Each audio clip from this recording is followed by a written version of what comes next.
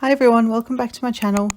So for today's card, we're using another one of the panels in the Star Stamp October 2021 card kit. Say that 3 times fast.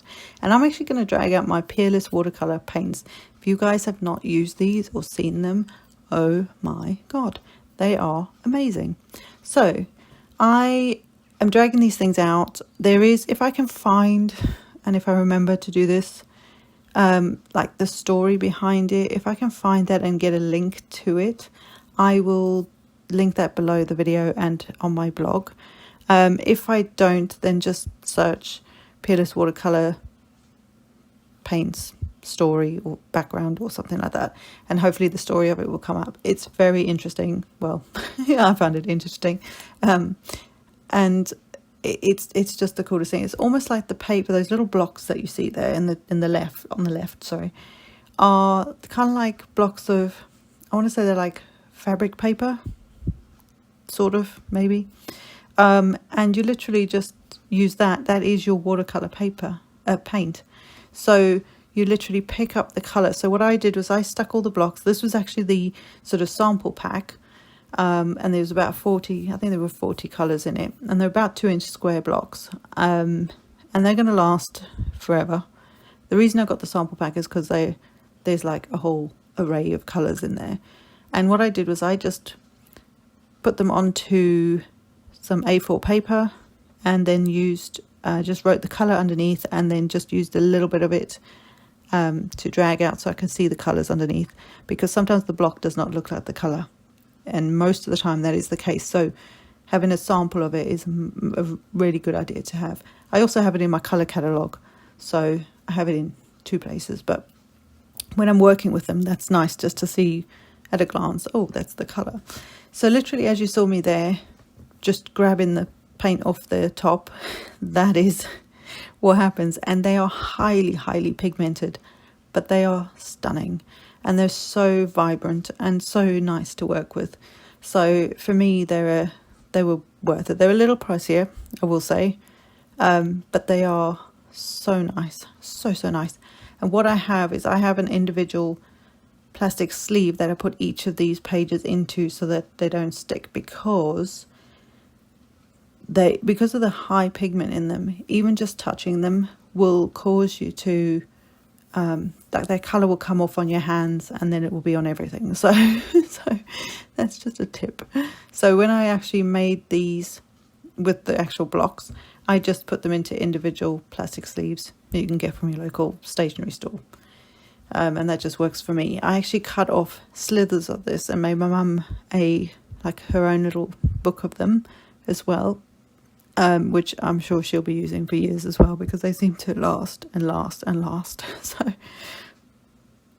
So what I did was I just grabbed some water, put a little bit onto the each of those blocks, the colors that I chose to use, and grabbed it, and literally the vibrant sea comes out in that color. Obviously, the more watered down they are, the more pale you'll get, like with any watercolor. But I wanted more intense, so there you can see on that leaf how intense that colour suddenly goes in there. And then my camera had a bit of a moment, so we'll carry on where I left off.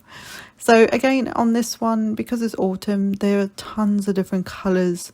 There's greens and browns and oranges, yellows, reds, loads of different colours. So I tried to pick as many different like shades or tones, or whatever you want to call it, of those colors, so that there were different shades of red and different shades of green, etc.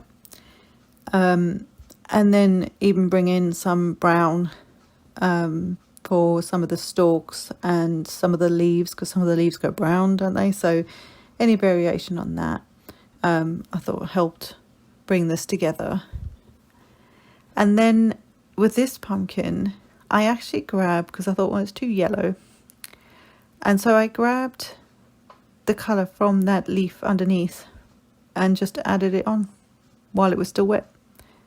So that's the other thing that you can do. That's how intense those colours are. You can still pick them up from somewhere else on your project and just do that. I didn't actually know it was going to work at the time, but it did, so that was good. And with this pack, I actually got the story. You actually get the story with it. So like I say, I'll try and get a link for it if I can, and if not, then just search it if you don't know already. It's very, very cool. So just using some more browns to get some, again, another tone of colour. And I've got, I think there's 4 different browns in this particular set of Peerless. And so I just grabbed, I think, probably all of them, just moved them around so they weren't sort of the same colour next to each other, so that there's a bit of variety at least. So, and then getting the acorns done. Now you'll see, I don't know if you can see it, but I can see it from here, that there's near the sort of the big pumpkin in the middle, there's a line either side on the left, and then if you go across to the other side on the right hand side, and that's just to help ground the whole image. So you'll see that I will do this, I'm going to use it as sky. I'll do that off camera, but the bottom bit I'll come back in, and you'll see I'll just colour that part, that like the ground bit in. And I think it's important with any image that you ground your images. So even just adding a little line either side, that helps to ground it, because one half you can have is like a sky colour, for example, and the bottom half could be ground. And that in itself just grounds, excuse the way I've said that, but it grounds the image, and then it doesn't look like it's floating in midair, which, if that's what you're going for, that's great. But most of the time for me, I like scene type images, like creating that sort of scenery type of look. So this could be on a, you could decorate the background very carefully, but you could decorate the background as if it's wallpaper and this is a table, so it's on a table. You could do it that way, but I did it kind of like it was outside. So for the bounty word, I dragged out my Gansai Tambi, and I've missed the word. the actual name will be below. These are like the not starlights. Starlights, I think, the ones I want to get, but anyway. And they're like, it's all these different golds, and they're shimmery, and they have like, this is the red gold, so there's hints of red in it because I thought that was appropriate for autumn. But there's also a blue, there's a white gold, there's a yellow gold, and so, and I'm using it and these are very creamy, so I'm using it fairly thick so that it sort of, I don't know, so it's a more solid rather than a very watered down colour, if that makes sense. And I love it. I love how it turned out. It's so cool. So got my little sentiment on there, and you will see at the end, I always do a slow-mo at the end where you'll get to see the actual, the whole thing in slow motion, or normal speed, I suppose. And I also got some of that green on, so I just used some plain water to try and mop up the excess. So there I've done my sky, because I'm doing an outside thing. And then if you look on the bottom half, where that little line is on the left and the right, I'll now start to add in my ground. And it does make a big difference. This was nice because this was already drawn in, but if it wasn't there, I probably would have done that just to help with this image, because it's such a big image. But yeah, it's that easy. So just a couple of lines either side, and suddenly your image looks like it's not floating in midair, which is always handy.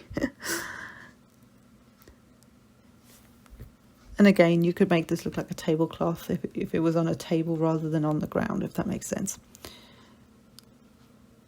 So just using a heat tool to try and speed up the drying process, because I'm impatient and I had a lot to do, so there's a lot going on at the moment. Yeah. So what will normally happen, whether you air dry it or speed it along at least, is that the paper will warp. It's just nature of what's going to happen. So even though this is a really good quality paper, like I say, it's a Tim Holtz watercolor paper, I still, once it's dry, I just kind of manipulated it like this just to get it to somewhat level out. It doesn't totally, so don't get too hung up on it, but it helps. I don't know how they've printed this image onto these. So the other thing you could do, and I wouldn't do this if you've heat embossed something, but you could actually run it through a laminator between some copy paper, and that will help to flatten it out. But because it is still a little warped, I'm going to just tape it within 1 inch of its life. So I've put tape everywhere. If you were using wet tape, then I would just wet adhesive. I would then stick it under a book until that adhesive dries. Just something heavy so that it can just dry off nicely and then be stuck on all 4 corners. But for the most part, this worked. It's a little off center, but I'm fine with it. It just turned out so nice. My husband loves this one because it's so vibrant and so colorful. So yeah, and just really easy, guys. Again, if you have a stamped image, a large stamped image that's something to do with whatever your theme is for that card, you can do something as simple as this. It's a sentiment and a huge stamp, job done. Do you know what I mean? If it's not so big, make a smaller card. But easy to do. And I will see you next time, guys.